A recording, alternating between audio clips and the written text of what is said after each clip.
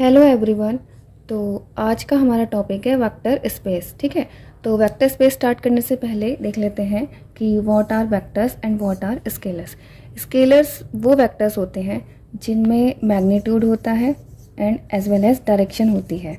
ठीक है, scalars it means real numbers like they have only magnitude values. Okay, so अब हम basic concept को सीखते हुए ये देख लेते हैं कि what is internal composition and external composition.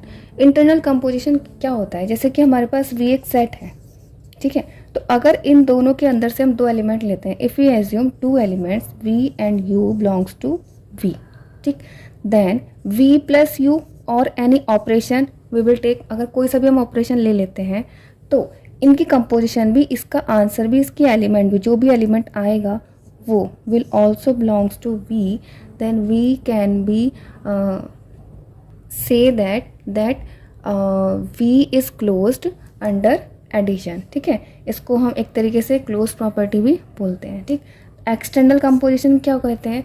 External composition वो होता है जैसे कि हमारे पास V अगेन एक सेट है एंड अगेन एक हमारे पास F सेट है, जिसको हम जनरली रियल नंबर्स की ले लेते हैं, फील्ड बोलते हैं इसको। ठीक है, तो इन दोनों की कंपोजिशन, इन दोनों के एलिमेंट की कंपोजिशन, जैसे कि A U belongs to V. ठीक है, ए आपका एफ से बिलोंग करता है, for each A belongs to F and V या यू बिलोंग्स टू वी। तो इन दोनों की कंपोजिशन उस सेट में बिलोंग करे तो उसको हम बोलते हैं एक्सटर्नल कंपोजिशन। सो अब हम देख लेते हैं what is vector space. Vector space is a set V defined over another set F which is called field along with an addition on V।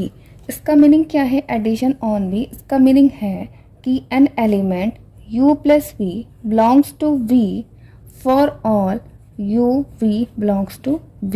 It means closed under addition and a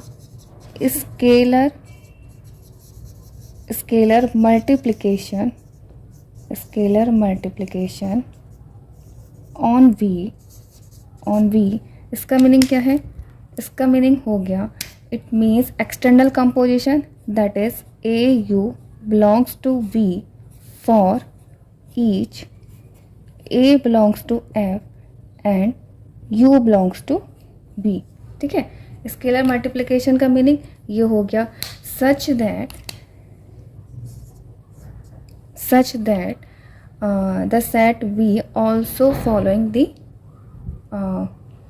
follow the properties, the set V satisfy the following properties। ठीक है, जैसे कि V के elements होंगे, set V के जो elements होंगे are called vectors and जो सेट F के एलिमेंट्स होंगे आर कॉल्ड स्केलर्स। तो अब आगे कौन कौन सी प्रॉपर्टी सेटिस्फाई करता है वो हम नेक्स्ट में देखते हैं। तो दो प्रॉपर्टीज़ तो ये वाली होल्ड कर देता है और आगे रिमेनिंग बच जाती हैं इसकी 6 प्रॉपर्टीज़ और। ठीक है, तो वो हम नेक्स्ट पे देखते हैं। So first property is our commutative property. So what is commutative? u plus V is equal to V plus U for all U V belongs to V. It means कोई भी दो एलिमेंट ले लो आप, उनका अंडर एडिशन और उसको reverse करके अंडर एडिशन वो सेम आना चाहिए। ठीक है, second property is associative property. So what is associative? U plus V, firstly आप इसको सॉल्व करोगे, plus W is equal to U plus V plus W and secondly आप इसको सॉल्व करोगे एंड देन इसको ऐड करोगे, for all U V W belongs to V. And ये तो था अंडर एडिशन, अब अंडर मल्टीप्लीकेशन एंड आप साथ में लोगे उनको स्केलर्स के साथ। ठीक है, तो A B into V is equal to A into B V. ठीक है, ब्रैकेट आप देख लो, for all A B belongs to F, ये स्केलर्स हैं और यू वी डब्ल्यू वेक्टर्स हैं। Third one is additive identity. So what is additive identity? Additive identity होती है कि वहाँ पे always there exist an element 0 belongs to V such that v plus 0 is equal to V. जो भी element उसकी identity है, ठीक है, उस एलिमेंट में ऐड करने पर वो सेम रहती है, for all v belongs to capital V vector space. Fourth property is additive inverse. So additive inverse क्या होता है? For every v belongs to v, यानी कि हर एक एलिमेंट के लिए there exist w belongs to v such that v plus w is equal to additive identity. ठीक है, एडिटिव इनवर्स हर एक एलिमेंट का अपना यूनिक होता है। ठीक, अब नेक्स्ट प्रॉपर्टी पे आते हैं। नेक्स्ट और कौन सी प्रॉपर्टीज हैं? So fifth one property is multiplicative identity. Multiplicative identity क्या होती है? 1 into V is equal to V for all V belongs to V. It means 1 scalar है और वी वेक्टर है, तो ये आइडेंटिटी भी होल्ड करनी चाहिए. दोनों एलिमेंट्स बिलोंग करने चाहिए, मतलब वी बिलोंग्स करना चाहिए for all V belongs to V. ठीक है. Next property is distributive property. Distributive property क्या होती है? A into U plus V is equal to A U plus A V. And second scalars के साथ a plus B into U is equal to A U plus B U for all A B belongs to F field से, U V belongs to V vector space से. तो ये आपकी 6 properties general हैं और इसके पहले 2 properties closed under addition and scalar multiplication हो गया. ठीक है. तो वेक्टर स्पेस कंसिस्ट 8 प्रॉपर्टीज. ठीक है. तो जो भी सेट अंडर एफ के ये 8 प्रॉपर्टीज या 6 प्रॉपर्टीज 6 to 8 ठीक फॉलो करेगा तो वो सेट वेक्टर स्पेस हो जाएगा. सो नाउ अब हम देखते हैं कि व्हाट इज सब स्पेस. ठीक है. तो आ subset U of vector space V, okay, is called a subspace. Is called a subspace of vector space V, okay, if U is also a vector space. ठीक है. यूजिंग और under same addition and same multiplication operation. ठीक है. Using same operation. ठीक है. तो सब space subset होता है V का. U is a subset of V. And ये भी क्या होगा आपका, अगर ये भी वेक्टर स्पेस है तो इसको हम बोलेंगे सब स्पेस, फिर हम इसको बोलेंगे सब space of vector space V. Okay. अगर हमको चेक करना होगा कि U सब स्पेस है या नहीं है V का, तो हम कैसे चेक करेंगे? अगर हमको V गिवन है सब स्पेस मतलब वेक्टर स्पेस है और हमको चेक करना है कि U सब स्पेस है या नहीं V का, तो हमको सिर्फ चेक करनी होती है 3 प्रॉपर्टीज़. ठीक है. तो वो 3 प्रॉपर्टीज़ क्या है तो देख लेते हैं. तो now if U is a subset of V, then to check U is subspace of V, we need only check 3 properties. ठीक है. तो यहाँ पे लिख देते हैं we need only check following property.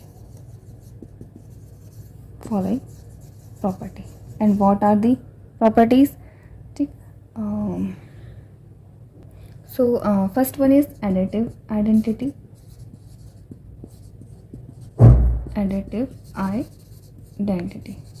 Okay, it means 0 belongs to U. ठीक. Second is closed under addition. It means U plus V belongs to U for all UV belongs to U. ठीक है. Third one is closed under scalar multiplication.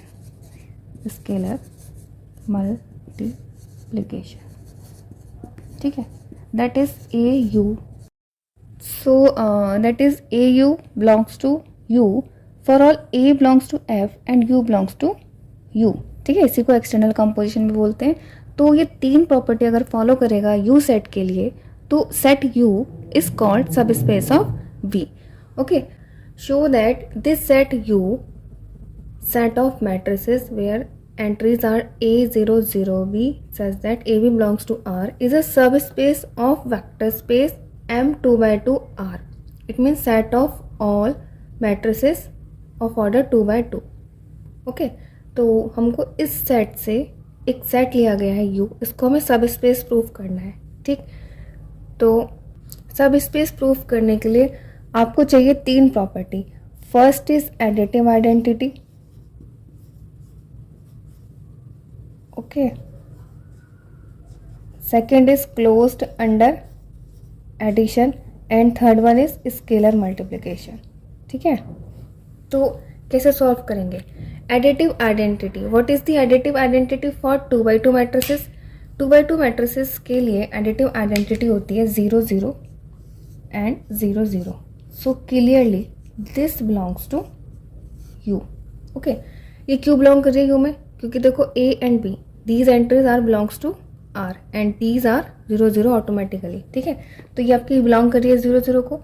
अब close property और scalar property show करने के लिए मुझे general element लेने पड़ेंगे.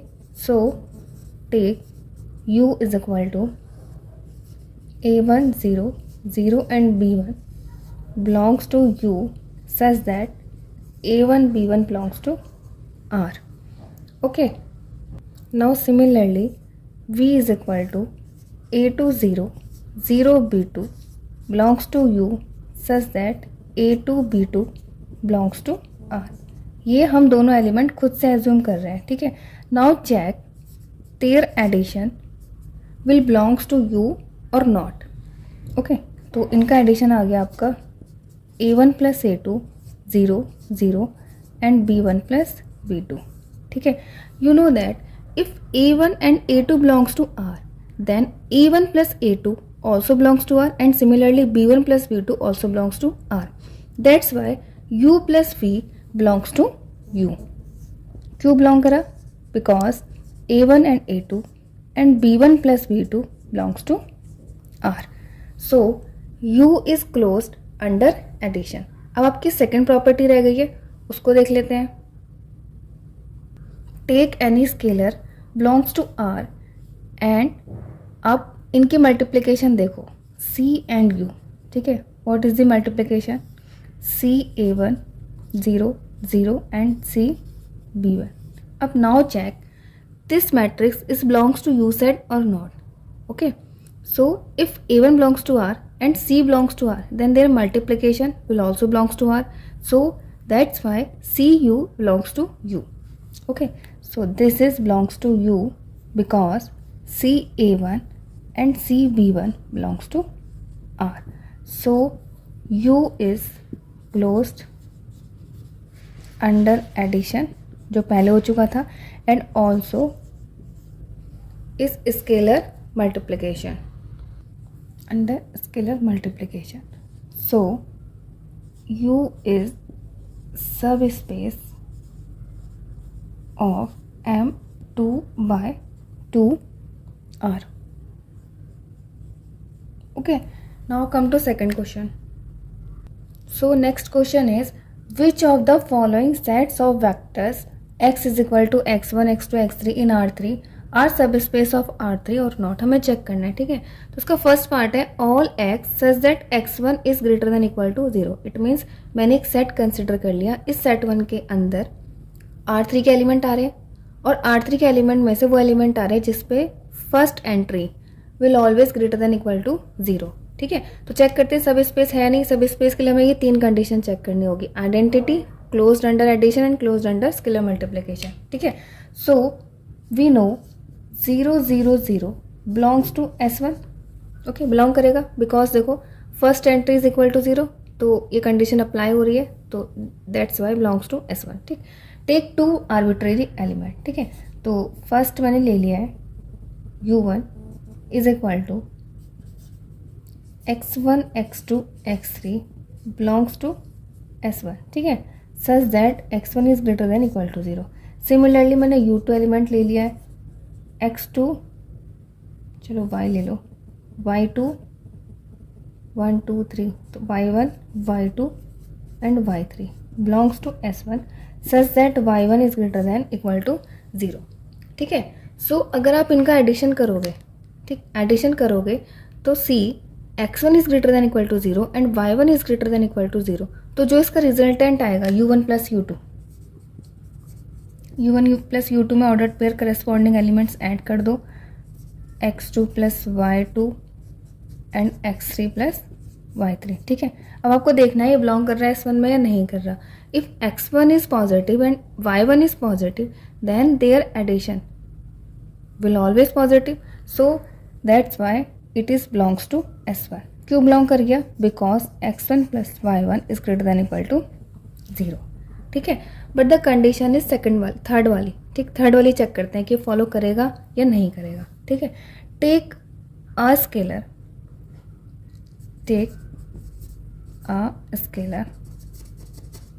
कुछ भी स्केलर ले लो, अल्फा बिलोंग्स टू आर, ठीक है।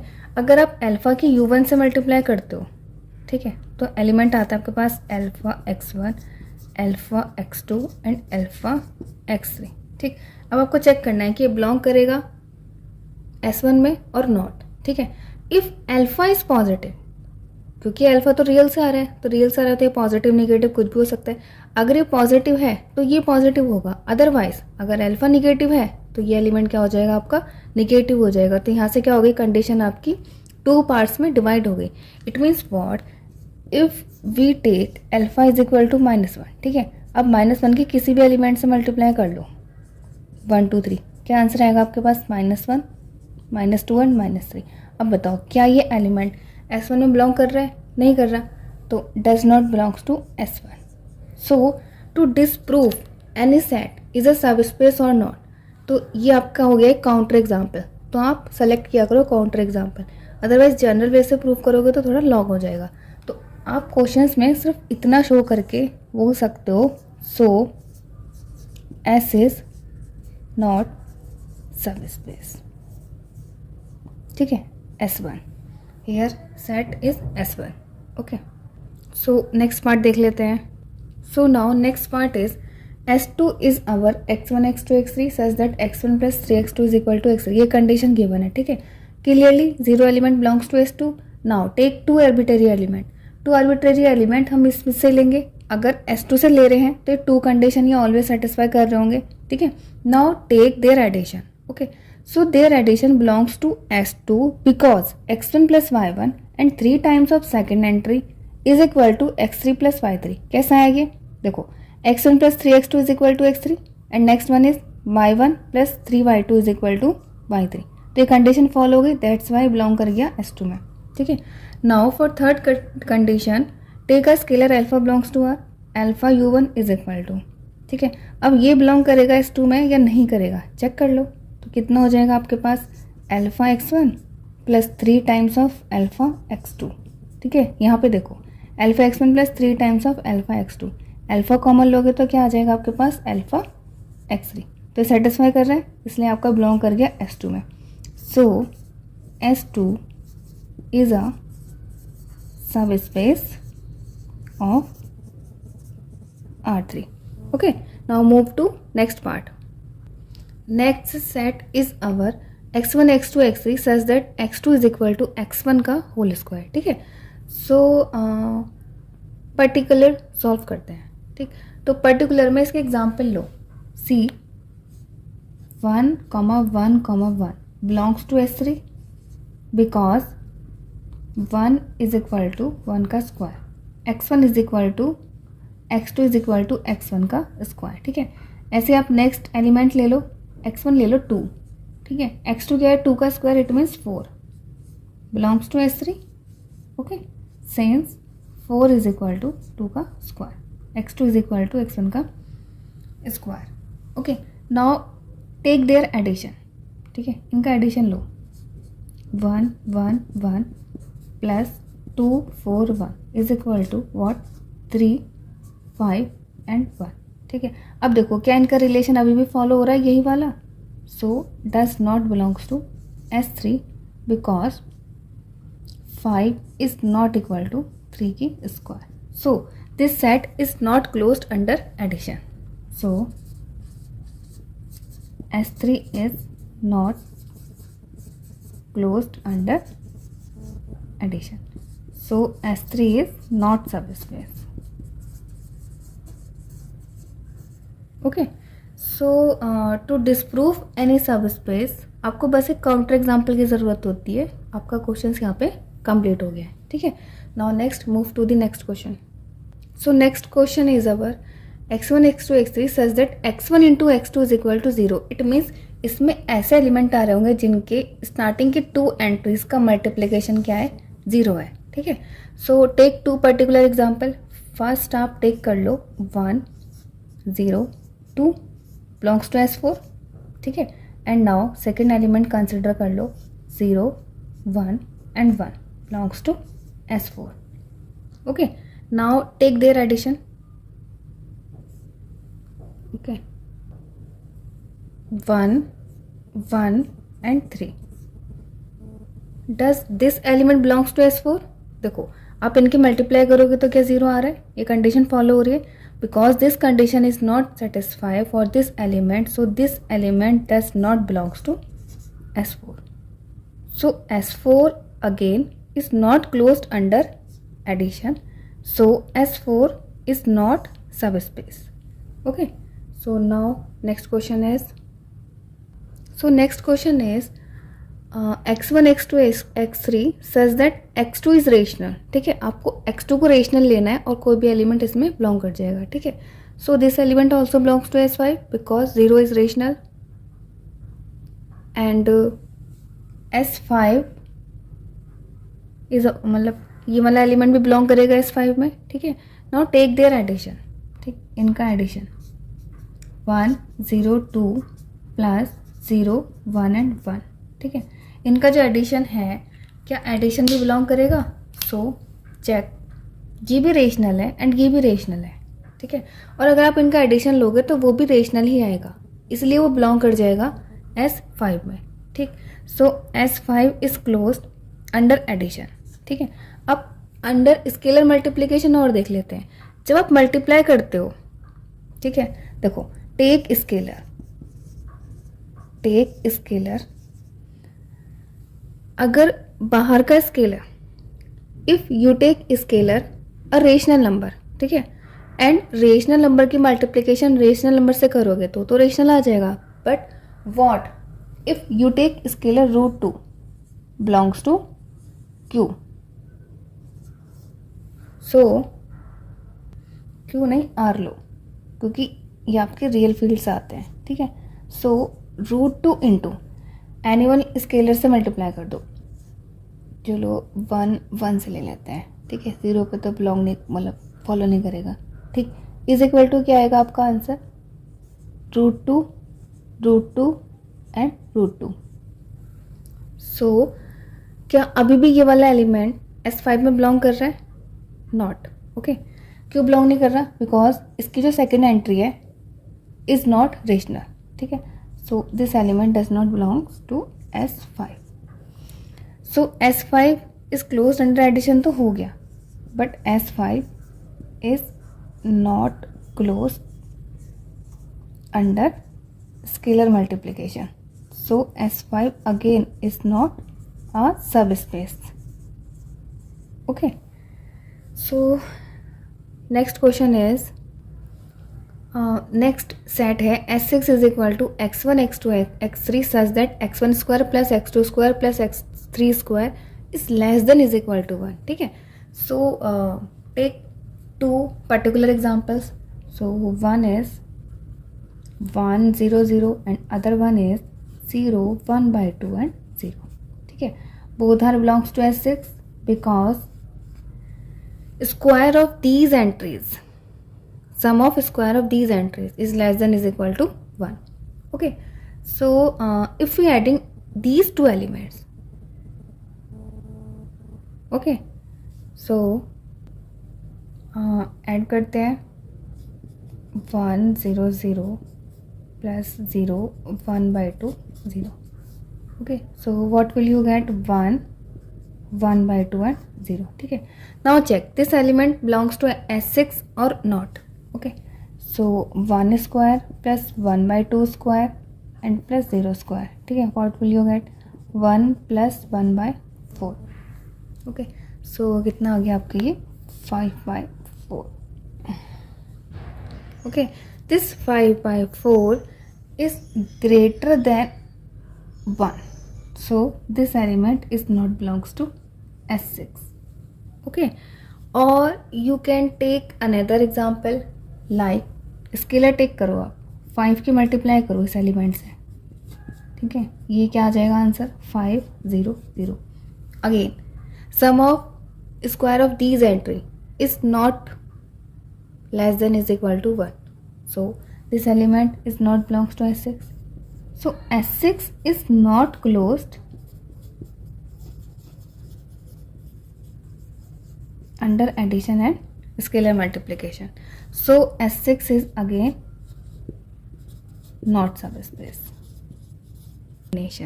So what is linear combination? Linear combinations क्या होता है? सम वेक्टर्स के साथ स्केलर्स की मल्टीप्लिकेशंस करके अगर वो एक्सप्रेशन पॉसिबल है तो उसी को हम बोलते हैं linear combination of V1 and V2 and dot dot dot Vm. ठीक, तो इसकी डेफिनेशन क्या कहती है? Definition says that a linear combination of a list of vectors V1 V2 dot dot dot Vm of vectors in V, okay, is a vector of the form. किस form के होते हैं? A1 V1 plus A2 V2 and plus dot dot dot AM Vm. ठीक है, where these scalars it means AI belongs to F. Field से आते हैं और जनरली हमारी फील्ड रियल नंबर्स की होती है. ठीक है, तो it means AI belongs to R. ठीक, ये होते हैं आपके स्केलर्स. सो अगर ये एक्सप्रेशन पॉसिबल है, ये एक्सप्रेशन कब पॉसिबल होगा? जब आपको इन स्केलर्स की यूनिक वैल्यूज मिल जाएंगी.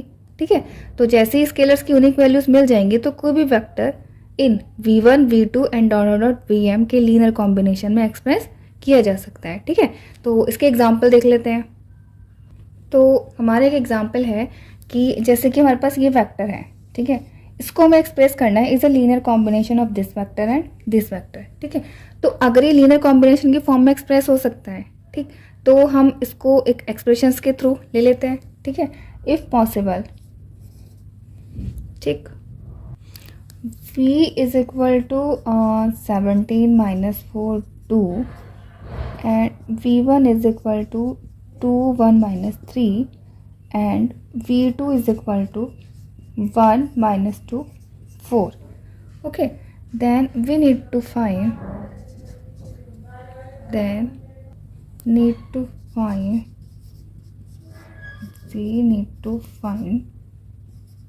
A1 A2 belongs to R such that, देखो यहाँ पे दो ही वेक्टर है, दो वेक्टर का लीनियर कॉम्बिनेशन यहाँ से यहाँ तक का हो जाएगा. ठीक, और इज इक्वल टू क्या आ जाएगा आपका? V इज इक्वल टू क्या आ जाएगा आपका? V. ठीक है, तो वैल्यूज पुट करो, कितना हो जाएगा? A1 into 2 1 minus 3 plus A2 into 1 minus 2 and 4 is equal to V 70 minus 4 and 2. ठीक है, इनको सॉल्व करो, इनकी मल्टीप्लाई करके और करस्पॉन्डिंग एलिमेंट से एडिशन करके आपके पास इक्वेशन आ जाएगी 2A1 plus A2 is equal to 17. ठीक है, next equation is A1 minus 2A2 is equal to minus 4. Third equation is minus 3A1 and plus 4A2 is equal to 2.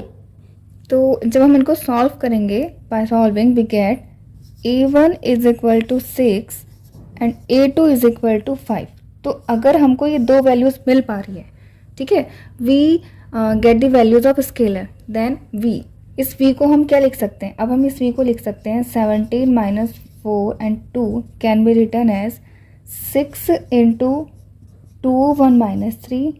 ठीक है, and plus A2 it means 5 into 1 minus 2 4. ठीक, तो अगर हमको we can find the values of scalar, then this vector can be written as a linear combination of V1 and V2. तो ये हमारा express हो गया है. ठीक है, ये तो हो गया वो एग्जाम्पल जहाँ पे ये वाला वेक्टर इन दोनों के लीनियर कॉम्बिनेशन में लिखा जा सकता है. अब मैं क्वेश्चन नंबर 2 लेती हूँ. ठीक है, तो क्वेश्चन नंबर 2 में मैं -4 एंड इसकी जगह लिख लेती हूँ 5. ठीक, तो अगर आप यहाँ पर 5 लिख लोगे, ये 5 ले लिया आपने और ये 5 ले लिया, तो जब आप इनको सॉल्व करोगे we can not find the values of A1 and A2. In this case we have no solutions. ठीक, आप चाहो तो इनको सॉल्व करके देखना, इनकी वैल्यूज फाइंड नहीं हो पाएंगी. ठीक है, या फिर ऑगमेंटेड मैट्रिक्स निकालोगे आप इसकी, सॉल्विंग सिस्टम ऑफ इक्वेशंस के थ्रू, तो वहाँ पे नो सॉल्यूशन का केस आ जाएगा। तो आप इनको लिख ही नहीं सकते, ये कोई वैल्यूज़ नहीं आएगी, ठीक है। तो इन दिस केस क्या होगा, हम इसको ऐसे लिखेंगे, that is 70 - 4 and 5 is not a linear combination of 2 1 - 3 and 1 - 2 4 because there is no value of a1 and a2 belongs to R such that, यही वाली कंडीशन। मतलब कि ये वाला वेक्टर इन दोनों वेक्टर्स के लिए ये कंडीशन को फुलफिल नहीं कर रहा है, इसलिए आपका ये वेक्टर इन दोनों वेक्टर के लीनियर कॉम्बिनेशन में नहीं लिखा जा सकता, ठीक है। तो स्पैन कुछ नहीं होता, जैसे कि अगर आपने लीनियर कॉम्बिनेशन देख लिया है, ठीक, तो स्पैन होता है आपका, span is set of all linear combination of vectors v1 v2 ... vm, ठीक है। सपोज कर लिया मैंने यहाँ पे वेक्टर्स लिए हैं v1 से लेकर के vm, ठीक। तो स्पैन क्या होता है, स्पैन कुछ नहीं होता, स्पैन एक सेट होता है जिसके अंदर सारे के सारे लीनियर कॉम्बिनेशन एग्जिस्ट करते हैं इन सब के, ठीक। तो इसको हम डिनोटेड करते हैं, डिनोटेड बाय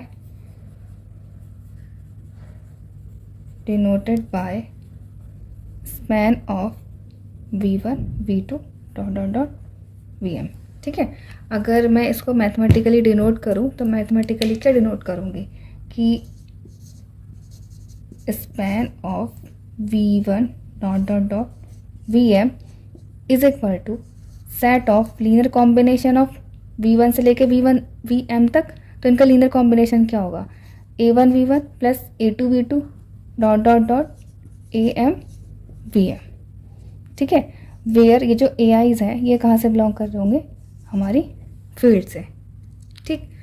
तो जैसे कि इसका मैं एक एग्जांपल लेती हूँ, सपोज करो जैसे मैंने v उठाया है आपका 1, 0, ठीक, एंड मैंने v2 लिया है 0, 1, ठीक है। तो इनके सारे लीनियर कॉम्बिनेशन की फॉर्म कैसे बनेंगी, ठीक, इसके सारे लीनियर कॉम्बिनेशन बन जाएंगे जैसे कि a1 1 0 प्लस a2 0 1, ठीक है। तो इसका आंसर क्या आएगा, इसका आंसर ऐड होके आ जाएगा आपका a1, a2, ठीक है। तो इज इक्वल टू सपोज करो कि मैंने लेट कर लिया, let xy belongs to span of v1, v2, ठीक है। मैंने सपोज करा कि ये वाला जो xy का एलिमेंट है इसके स्पैन में बिलोंग करता है, ठीक है। तो this is equal to xy अगर इसके उसमें बिलोंग कर रहा होगा, ठीक। तो अब देखो फॉर एवरी xy, आप xy की कितनी भी कैसी भी वैल्यूज रख लो, for any xy we can get a1 and a2, ठीक है। वो तो सेम हो जाएंगे क्योंकि मैंने वेक्टर्स ही वैसे ले रखे हैं, ठीक, जनरल वे में ले रखे हैं, ठीक है।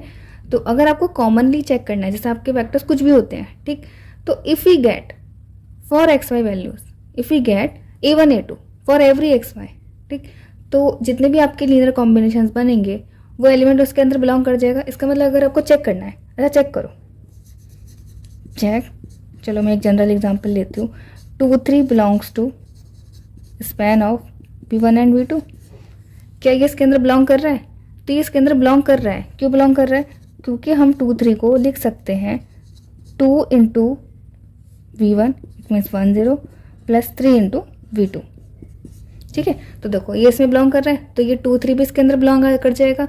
कोई सा भी एलिमेंट ले लो सारे इसके अंदर बिलोंग कर जाएंगे क्योंकि हमने यहाँ पे ये लीनियर कॉम्बिनेशन के जो अंदर के वेक्टर्स हैं वो हमने उसी फॉर्म में ले रखे हैं, ठीक। और वी कैन रिटर्न एज कुछ भी ले लो xy, any xy belongs to this span, ये इसके अंदर बिलोंग करेगा ही करेगा, v1 एंड v2, ठीक है। और एग्जाम्पल्स देख लेते हैं। तो हमने लास्ट लेक्चर में यही 2 एग्जाम्पल डिस्कस करे थे, ठीक है।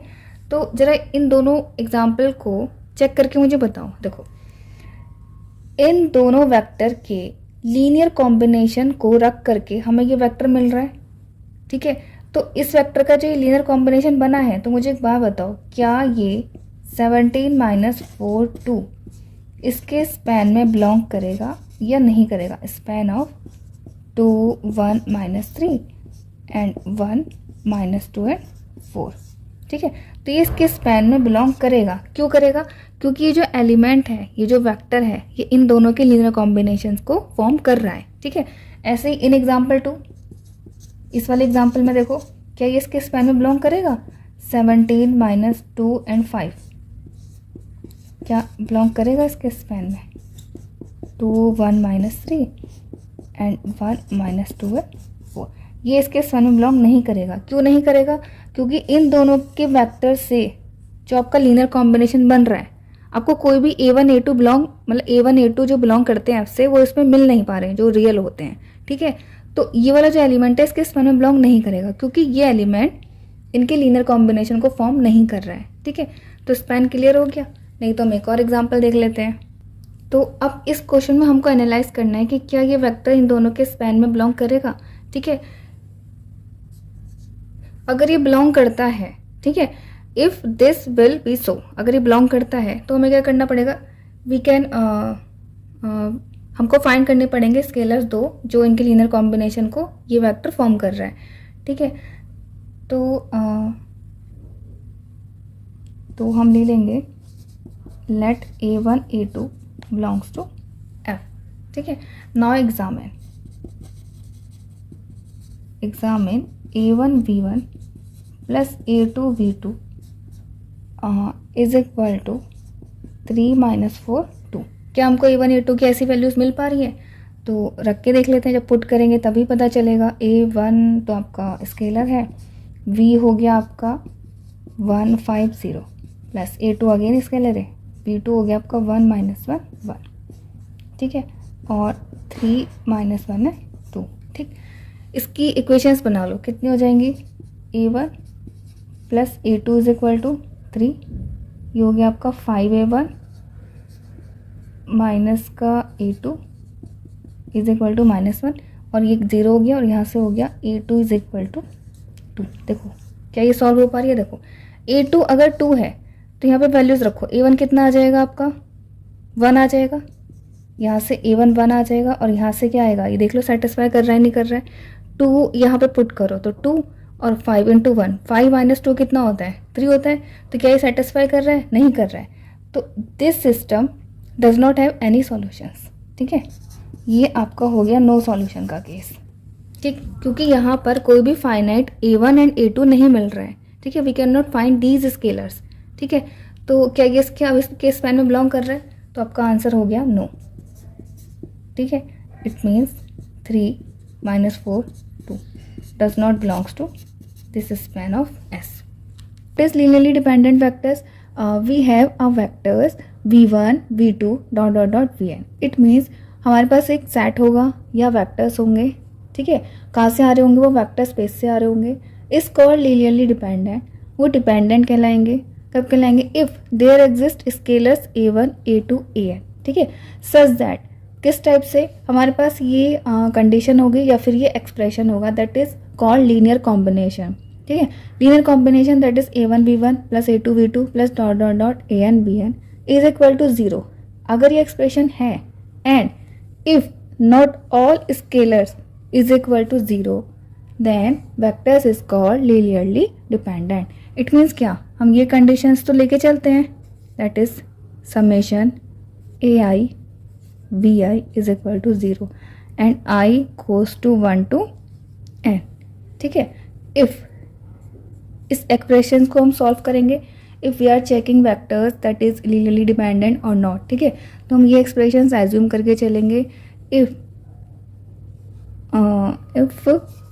All AI is not equal to 0, if all AI is not equal to 0 then VI called LD, linearly dependent, okay। ऐसे ही हम देख लेते हैं what is linearly independent vectors. So what are linearly independent vectors, ठीक है। A set of vectors v1 ... vn, it means we have a list of vectors in vector space is called linearly independent if there exist scalars all become 0, ठीक है। यहाँ पर सारे scalars का 0 होना ज़रूरी है। अगर वो 0 नहीं होंगे तो वो लीनियरली डिपेंडेंट का केस होगा, ओके। सच दैट उनका लीनियर कॉम्बिनेशन 0 होता है, ठीक है। इसको हम जनरल फॉर्म में देखते हैं, तो that is summation of A I V I is equal to 0 implies that all scalars becomes 0, then vectors are called Li, linearly independent vectors. So अब हम एक क्वेश्चन के थ्रू देखते हैं कि वेक्टर्स को हम कैसे चेक कर सकते हैं if they are linearly dependent or not. Okay, so there are two vectors, so we assume two scalars. Okay, so for a1 a2 belongs to R such that two vectors है, two vectors का linear combination क्या हो जाएगा, a1 e1 plus a2 e2 is equal to 0. Okay, values put कर देते हैं, a1 1 0 plus a2 0 1 is equal to 0. Okay, इनकी multiply कर लेते हैं, that is we find a1 comma 0 plus 0 comma a2 equal to 0. Okay, so by comparison we get a1, इनको adding कर लेंगे हम, comma a2 is equal to 0. it means 0 comma 0. so we get a1 equal to 0 and a2 equal to 0. तो linear combination जब हमने 0 put किया तो हमें स्केलर्स सारे 0 फाइंड हो गए, ठीक है. If all scalars are 0 then given vectors are called linearly independent, ठीक है. तो ये हमसे क्वेश्चन मतलब पूछ रहा था कि लीनियरली डिपेंडेंट है या नहीं है. तो these vectors are not linearly dependent, और you can say that E1 and E2 are linearly independent. So we can say that or E1 E2 are linearly independent. Okay, अब एक और एग्जांपल देख लेते हैं.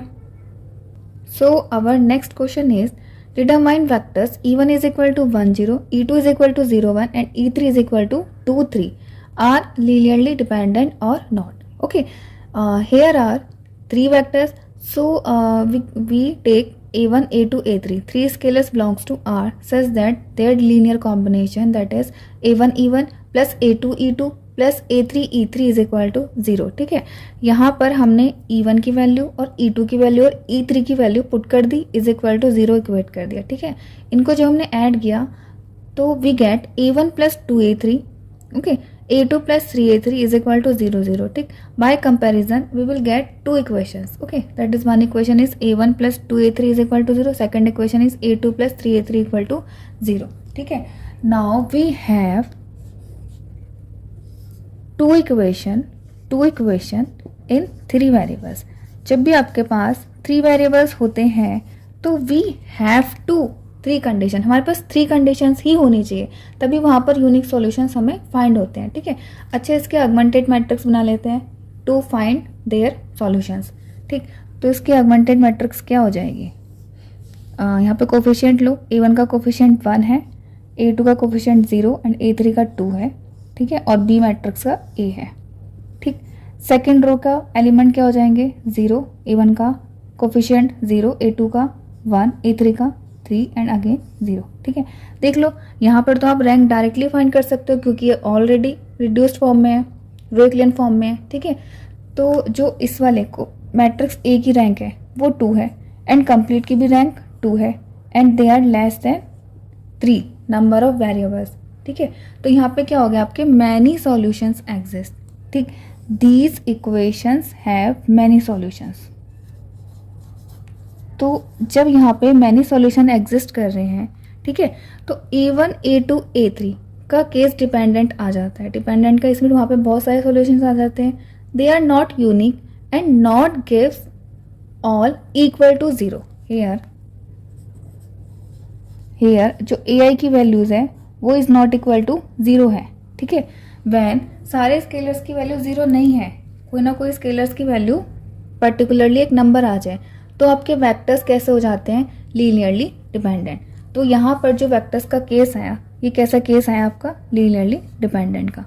ओके, बेसिस क्या होता है, आप एक सबसेट लोगे या सबसेट को चेक करोगे कि वो बेसिस है या नहीं है वी का, वेक्टर स्पेस का, वो जनरेट कर रहा है बेसिस या नहीं कर रहा है वेक्टर स्पेस वी का। तो वेक्टर स्पेस में बेसिस क्या होता है, ठीक है। देन डेफिनेशन देख लेते हैं। अ सबसेट बी में वेक्टर्स होंगे जो आ रहे होंगे वेक्टर स्पेस से। Is basis, B is basis if, जो भी सेट है आपका बी, अगर बी सेट ले रहे हो तो बी सेट के एलिमेंट्स को आप चेक करोगे। बी इज लीनियरली इंडिपेंडेंट, वो लीनियरली इंडिपेंडेंट होना चाहिए। एंड सेकेंड थिंग इज, ये जो बी आपका सेट है वो बी स्पैन्स करना चाहिए पूरे वेक्टर स्पेस वी को, वी वेक्टर स्पेस को। इट मीन्स, देखो इससे पहले आपने दो कॉन्सेप्ट पढ़े थे। फर्स्ट कॉन्सेप्ट पढ़ा था आपने स्पैन्स का एंड सेकंड कॉन्सेप्ट पढ़ा था आपने लीनियरली इंडिपेंडेंट का। अगर वो सेट इन दोनों कंडीशन को सेटिस्फाई करता है तो वो set, then set is called basis. Okay, इसलिए आपको ये वाले कॉन्सेप्ट क्लियर होने चाहिए कि व्हाट इज लीनियर कॉम्बिनेशन। देखो लीनियर कॉम्बिनेशन भी लीनियर इंडिपेंडेंट में भी यूज़ होता है एंड स्पैन्स पे भी यूज़ होता है, ठीक है। तो अगर आपने लीनियर कॉम्बिनेशन नहीं देखा हुआ है तो आप देख सकते हो, डिस्क्रिप्शंस पे मैंने ही डिफाइन की हुई है उनके अलग अलग वीडियोस। ओके, सो अगर कोई भी सेट वो लीनियरली इंडिपेंडेंट भी हो जाए और वो स्पैन कर जाए पूरे वेक्टर स्पेस को, ये वी क्या है आपका, वेक्टर स्पेस। ओके, तो स्पैन्स का मीनिंग क्या होता है, that every vector belonging to V, कोई भी वेक्टर हो जो कि वेक्टर स्पेस का है, is a linear combination of vectors of S. ठीक है, एस के जितने भी वेक्टर्स हैं, मतलब एस के अंदर जितने भी वेक्टर्स हैं उन सब का लीनियर कॉम्बिनेशन वो इस वी में जाना चाहिए। इट मीन्स इसके सारे लीनियर कॉम्बिनेशन इस वी में जाने चाहिए, ठीक है। तो दैट इज, वो जो सेट है आपका बेसिस हो जाएगा। Okay, so next topic is our dimensions. Dimensions क्या होती है किसी भी वेक्टर स्पेस की, ठीक है। तो डायमेंशंस में क्या होता है, जैसे कि किसी भी वेक्टर स्पेस के बहुत सारे बेसिस सेट हो सकते हैं, ठीक है। A vector space can have several basis set. Okay, however all the basis set, it means basis के अंदर जितने भी एलिमेंट होंगे उन एलिमेंट के, मतलब उनमें जितने भी एलिमेंट होंगे, जैसे कि आपके पास B1 है, ठीक है। सपोज करो इस B1 में भी 2 एलिमेंट्स हैं, ठीक है। एक B2 है, इसके पास भी 2 एलिमेंट हैं, E3 एंड E4, ठीक। तो ये जो दोनों बेसिस सेट हैं, अगर ये बेसिस सेट हैं तो सेम ही वेक्टर स्पेस के होंगे, ठीक है। कोई मतलब सेम, मतलब एग्जैक्टली सेम नहीं होगा। Vector space can have many examples, ठीक। इसका मीनिंग है कि कोई भी आपका वेक्टर स्पेस है और उस वेक्टर स्पेस के कितने भी बेसिस हैं, उन बेसिस के अंदर same number of element exist करेंगे। और वो जो same number of element exist करते हैं किसी भी पार्टिकुलर वेक्टर स्पेस के लिए, ठीक है, तो उसी सेम नंबर ऑफ एलिमेंट्स को उस वेक्टर स्पेस की डायमेंशंस बोलते हैं, called dimensions of vector space, ठीक है। अब क्या होती है, कुछ आपके पास वेक्टर स्पेस फिक्स है, जैसे कि आपके पास एक वेक्टर स्पेस R है, एक वेक्टर स्पेस आपके पास R2 है, एक रियल नंबर का वेक्टर स्पेस आपके पास R3 है। इनके डायमेंशंस फिक्स है, या फिर डॉट डॉट डॉट Rn, ठीक है। इसकी डायमेंशंस क्या होती है, इसकी डायमेंशन होती है आपकी 1, इसकी डायमेंशन क्या होगी, इसकी डायमेंशन होगी 2, इसकी डायमेंशंस क्या होगी, इसकी डायमेंशन है 3।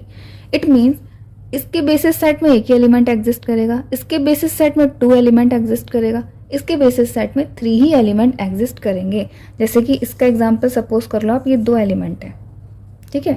तो ये दोनों एलिमेंट आप कह सकते हो पर्टिकुलर केस में कि R2 के बेसिस सेट हो सकते हैं, ठीक है। अगर ये बेसिस की प्रॉपर्टीज फॉलो करेंगे तो ये बेसिस सेट हो सकते हैं।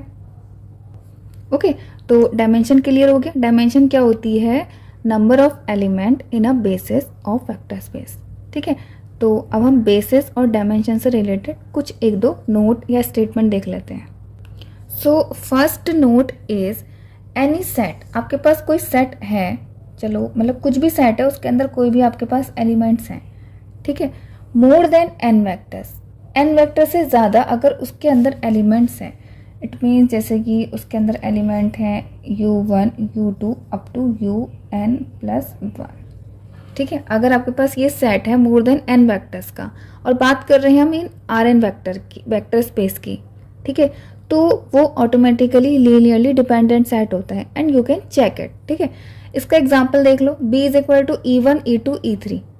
ठीक, अच्छा बेसिस की बात कर रहे हैं तो चलो आगे देखो, अगर लीनियरली डिपेंडेंट हो गया वो सेट तो ऑटोमेटिकली वो set will not form a basis of Rn। ठीक है, तो linearly dependent set basis form ही नहीं करता है। ठीक, इसका एग्जांपल ये हो गया। इस बेसिस सेट में 3 हमने एलिमेंट्स लिए हैं, will not form basis of R2। देखो R2 की डायमेंशन क्या होती है 2, एंड 2 से ज़्यादा वाला वेक्टर, 2 से ज़्यादा वाला सेट आपका बेसिस फॉर्म नहीं करेगा। ठीक है, सेकेंड नोट क्या है, any n linearly independent vectors in Rn will form a basis of R3। ठीक है, इट मीन्स जितनी इसकी डायमेंशंस है will form a basis of Rn। ठीक है, Rn हो जाएगा। ठीक है, Rn की डायमेंशंस क्या होती है आपकी, n होती है। ठीक है, तो अगर n ही वेक्टर्स का आपके पास एक सेट है और वो लीनियरली इंडिपेंडेंट आ जाए तो directly you can say that this set will form a basis. ठीक, इसका एग्जाम्पल क्या है, जैसे ये सेट है B, इसके अंदर 3 एलिमेंट्स है E1 E2 E3। If linearly independent, अगर ये लीनियरली इंडिपेंडेंट आ गए तो आप बोल सकते हो will form a basis of R3। Okay, अब सम एग्जांपल्स देख लेते हैं। So first question is determine the following set forms a basis of R3 और नॉट। ठीक है, तो सेट आपके पास है, सेट के अंदर एलिमेंट्स है आपके V1 है आपके पास 1 2 3, V2 है आपके पास 4 5 6, V3 आपके पास 9 6 7 एंड V4 है आपके पास -3 2 एंड 8। ठीक है, तो let S is equal to, इनको मैं वेक्टर्स ले लेती हूँ V1 V2 V3 and V4। Okay, now अभी हमने प्रीवियसली एक नोट देखा था, देन बताओ चलो डायमेंशंस ऑफ R3 कितनी है, dimensions of R3 is equal to 3 and here this set contain more than 3 vectors. ठीक है, कितने वेक्टर्स कंटेन कर रहा है ये, 4 वेक्टर्स कंटेन कर रहा है। ठीक, तो हम क्या लिख सकते हैं, we no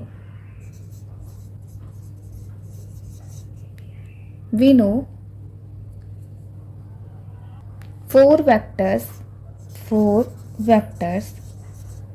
in R3 are linearly dependent. Okay, और you can check it by linear combinations. ले लो आप इन 4 स्केलर्स के साथ इक्वल टू 0 पुट करो, आपके 4 स्केलर्स गिव मैनी सॉल्यूशन का केस ही आएगा, क्योंकि यूनिक सॉल्यूशन का भी केस आ सकता है बट मैनी सॉल्यूशंस के केस के चांसेस ज़्यादा होते हैं। ठीक है, तो आप ये स्टेटमेंट लिख के क्वेश्चंस को सॉल्व कर सकते हो। So they will not form a basis. ठीक है, सो गिवन सेट या so this set will not form a basis of R3। Okay, ठीक है, नेक्स्ट क्वेश्चन देखते हैं। So next question is determine the following set form a basis of R2 और not. ठीक है, सेट हमें given है -1 1 एंड 1 एंड -1। ठीक, तो हमने सेट को कंसिडर कर लिया V1 एंड V2। ठीक है, देखो यहाँ पर R2 वेक्टर स्पेस की बात हो रही है, तो R2 वेक्टर स्पेस की डायमेंशंस कितनी होती है 2। Now we have to check only this set is linearly independent और नॉट। ठीक है, तो चेक करते हैं। ठीक, यहाँ पर 2 वेक्टर्स है, 2 वेक्टर्स के लिए we have to take 2 scalars. ठीक है, तो for A1 A2 belongs to R such that क्या लोगे आप, A1 V1 plus A2 V2 equal to 0। ठीक है, इक्वेशन बनाओ, देखो क्या हो जाएगा आपका, ये हो जाएगा आपका minus of A1 A1 plus A2 minus of A2 equal to 0। ठीक है, अब मैं इनको डायरेक्टली ऐड करके इक्वेट टू 0 कर लेती हूँ, then we get minus of A1 plus A2 equal to 0 and second equation is A1 minus A2 equal to 0। ठीक है, now we have to solve these equations. तो ध्यान से देखो, दोनों equations, both equations are same. दोनों equations क्या है, A1 is equal to A2 when 2 equations और more than 2 equations are coincide. ठीक है, then we have many solutions. ठीक, यहाँ पर आपका मैनी सॉल्यूशन का केस बन जाता है। ठीक है, many solution what, If we take A2 is equal to K, then A1 is equal to K. If we take A2 is equal to 1, then A1 is equal to 1. तो मैंने solution का case हो गया. जब मैंने solution का case हो जाता है तो ये डिपेंड कर जाते हैं, ठीक है. And A1 is equal to A2 is not equal to 0. They are not unique. अगर ये यूनिक नहीं है तो ये जो आपका गिवन सेट है, ये जो S है, S क्या हो गया आपका लीनियरली डिपेंडेंट. और जैसे ही लीनियरली डिपेंडेंट हो गया तो will not form a basis, ठीक है. Will not form a basis of R2, ठीक है. अगर ये फॉर्म कर जाता, मतलब अगर ये लीनियरली इंडिपेंडेंट हो जाता, तो बाय नोट मतलब नोट वाले जो मैंने स्टेटमेंट लिखाए थे उनमें से एक स्टेटमेंट क्या होता है, अगर सेम ही लेंथ का कोई भी सेट है, ठीक है, और उसकी डायमेंशंस भी सेम ही है, तो अगर वो लीनियरली इंडिपेंडेंट आ जाता है तो we can say that this set will form a basis. But इस केस में आपका ये बेसिस फॉर्म नहीं करेगा, ठीक है. एक और एग्जाम्पल ले लेते हैं, चलो ऐसा वाला ही. So next question is determine the following set forms a basis of R2 और नॉट, ठीक है. सेट आपको गिवन है 1 1 एंड 2 एंड -1. मैंने इस सेट को लेट कर लिया है, इस वेक्टर्स को लेट कर लिया V1 and V2. We know R2 की डायमेंशंस 2 होती है, ओके. तो now we have to check only this S set is linearly independent और नॉट, ठीक है. तो for A1 A2 we have 2 scalars, so take 2 scalars belongs to R such that A1 V1 plus A2 V2 equal to 0. Now examine this identity and find the values of scalars, okay. तो हाँ, इस identity में मैंने A1 V1 vector ले लिया 1 1, इसमें A1 से multiply करा तो ये आ गया, इस वेक्टर में A2 से मल्टीप्लाई करा तो ये आ गया, is equal to 0. Now what we get, इनको आपको ऐड करना है और वी गेट दीज 2 इक्वेशंस, ठीक है. अब इन दोनों को सॉल्व करो. देखो सेकेंड इक्वेशन से we get A1 is equal to A2, ठीक है. इसको आप फर्स्ट में पुट कर दो तो क्या आ जाएगा आपका A1 plus 2A1 is equal to 0, that is 3A1 is equal to 0. And now A1 is equal to 0, it means is equal to A2. तो देखो आपके दोनों स्केलर 0 आ गए. अगर आपके पास दोनों स्केलर 0 आ गए तो क्या हो गया, ये जो सेट है S इज लीनियरली इंडिपेंडेंट, ठीक है. एंड नाउ वी नो, क्या नो, कि any two vector which is linearly independent, any two vectors, ये काम करो linearly independent लिख लो direct, any two linearly independent vectors, ठीक है, in R2 will form a basis, ठीक है. देखो जैसे ही आपके लीनियरली इंडिपेंडेंट हो गए इन R2 में, तो वो क्या फॉर्म करेंगे, एक बेसिस फॉर्म करेंगे नोट से, ठीक. तो next our question is find basis and dimension of given vector space, okay. So vector space एक सेट में गिवन है, here 2 condition is given, it means where these 2 conditions are satisfied that element that matrix belongs to this set, okay. So how to find basis, अगर हम dimension की बात करें तो हम डायरेक्ट भी डायमेंशन फाइंड कर सकते हैं. सी here 6 unknowns are there in this matrix and we have 2 conditions, ठीक है. तो अगर हम डायरेक्ट देखें हमारे पास unknowns कितने हैं 4, ठीक है, और कंडीशंस कितनी है 2. तो इसकी अगर हम डायमेंशन डायरेक्ट चेक करें अननोन से 6, ओके. सो इसकी डायमेंशन आएगी 6 - 2 दैट इज़ 4. सो ये तो आपका डायरेक्ट मेथड है. अगर कहीं पे जैसे ऑप्शनल्स क्वेश्चन आते हैं तो हाँ वहाँ पे हम चेक कर सकते हैं या फिर हम अपना आंसर भी वेरीफाई कर सकते हैं, ठीक है. बट ये आपका जनरल मेथड नहीं है फाइंड करने का. तो मेथड कैसे फाइंड किया जाता है उसको देखते हैं, ठीक है. सो यहाँ पे जो हमें ये 2 कंडीशन गिवन है इनको हम अपने क्वेश्चंस में अप्लाई करेंगे, ठीक है. सो फर्स्ट कंडीशन से we get A is equal to -B and -C, okay. And next equation से अगर मैं D की वैल्यू फाइंड करूँ so D is -A and -G. Now अगर मैं यहाँ से A की वैल्यू ऊपर से पुट कर दूँ तो क्या मिलेगा मुझे B + C - G, ओके. तो अब मैं क्या करूँगी, मेरे 2 unknowns that is A and D, यहाँ पे उनकी वैल्यूज़ रिप्लेस कर दूँगी, ठीक है. तो मेरा सेट क्या हो जाएगा, my set is V is A की वैल्यू पुट कर दो -B - C, B and C, okay. And second is 0, D की वैल्यू हो गई B plus C minus G, F 0 0 and G. फिर अब देखो मेरे पास कितने अननोन्स रह गए हैं, सिर्फ 4 अननोन्स। क्या क्या है वो, B C G F, that is belongs to R. तो अब मेरा फाइनली ये सेट बन गया, ठीक है, ये दोनों सेट सेम ही हैं।